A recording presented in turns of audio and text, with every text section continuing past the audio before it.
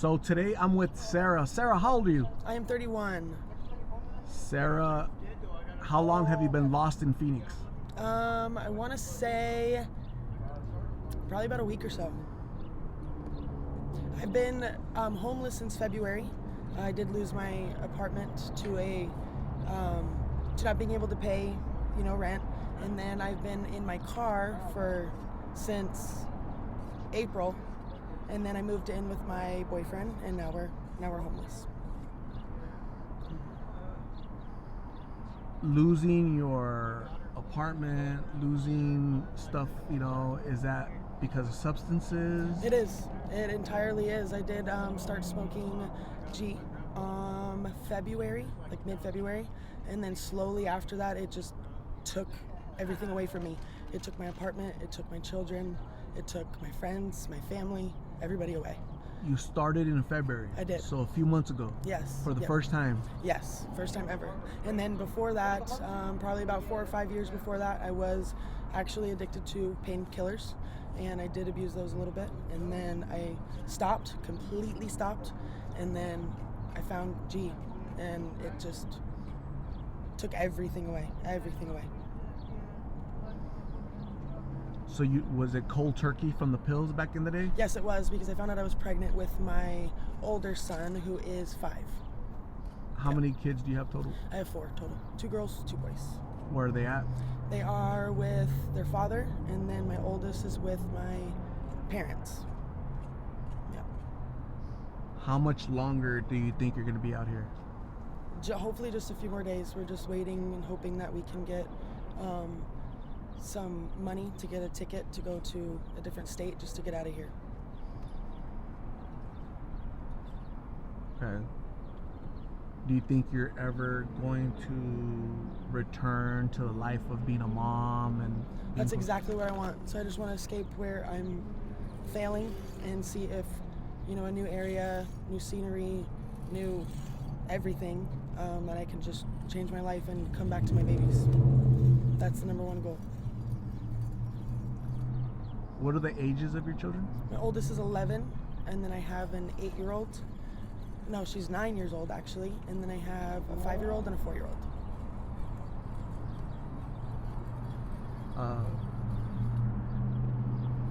Children are always the victims. When people are out here on the streets, just addiction, right? Yes. They're always the victims, Always. They don't know what's going on, and mom's gone. Or why is mom acting that way? Yeah. Yep, definitely is, because my mother is an addict too. And she's actually lost on the streets too. I have no idea where she's Your mom at. is out here on the streets of Phoenix? Mm-hmm. Yep. And I have no clue where. I haven't been in contact with her for a few years now. So your mom's out here, you're out here. Yep. Do you think your children might be out here in the future? If I keep up with what I'm doing, yes. Yeah, definitely will. I don't want that. You don't want that. Nope. But sometimes it's like a cycle. Mm-hmm. That's what they see. That's what they're around. Yep. And I told myself I would never, ever do it, touch it, nothing. And here I am, literally living like my mother. Yep. What do you attribute it? What do you attribute where you're at today? Is it poor choices on your part? Is it the government? Is it poor parenting on your mom's part? Schooling system, society in general? Like, what do you? I think it is unfair stipulations that some jobs require, corporate, really. The reason why I lost my job was because I had to miss a few days because I had an injury. I couldn't go in. And then they ended up firing me. And then I also feel that my decisions, for sure. Some of my decisions.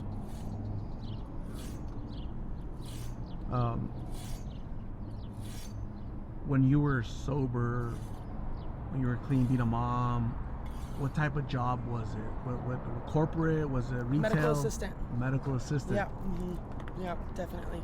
I worked at a primary care, and it was the best job I've ever had. It was the most fun I ever had in a long time. How long were you there? I was there for 4 years, and then I've been a medical assistant for 10 years. all kinds of jobs. Is that the line of work you would go back to? Actually, I don't know. Obviously, that's going to be my safest one to go to because it's what I know. It's what I've been doing for so long. But I would like to do something different because I feel that some of my decisions that I have made have been because I'm just stuck in a rut, doing the same thing. And I wanted to change, and I did it in a self-sabotaging way. Because I'm well aware, and I've been well aware, but I just keep making those bad decisions. For a little bit of spice, I guess you could say, in my life.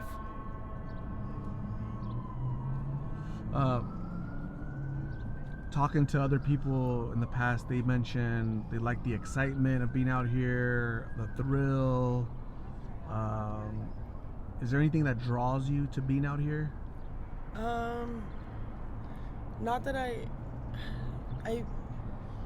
wanted to admit that I, don't want to be a mom or anything. Sometimes that freedom where I don't have to worry about bedtime and dinner and lunch and breakfast, sometimes that's a thought, but I really don't know. Something does keep gravitating me towards this life, for sure.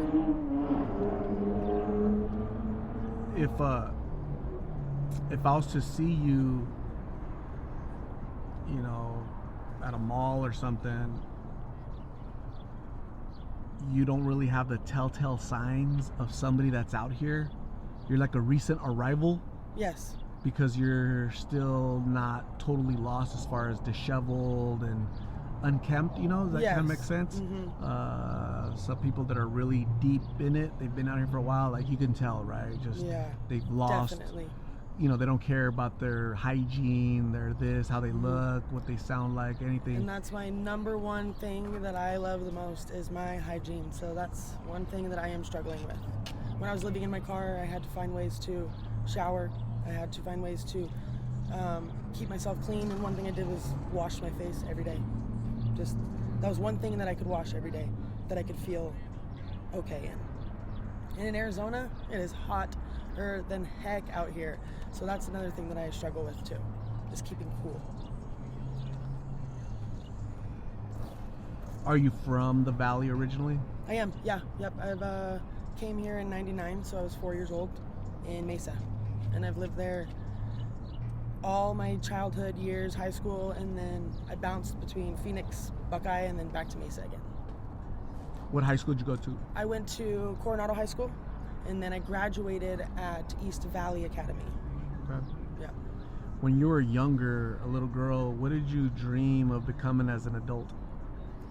I wanted to be a mortician or a body examiner to figure out how, someone had died.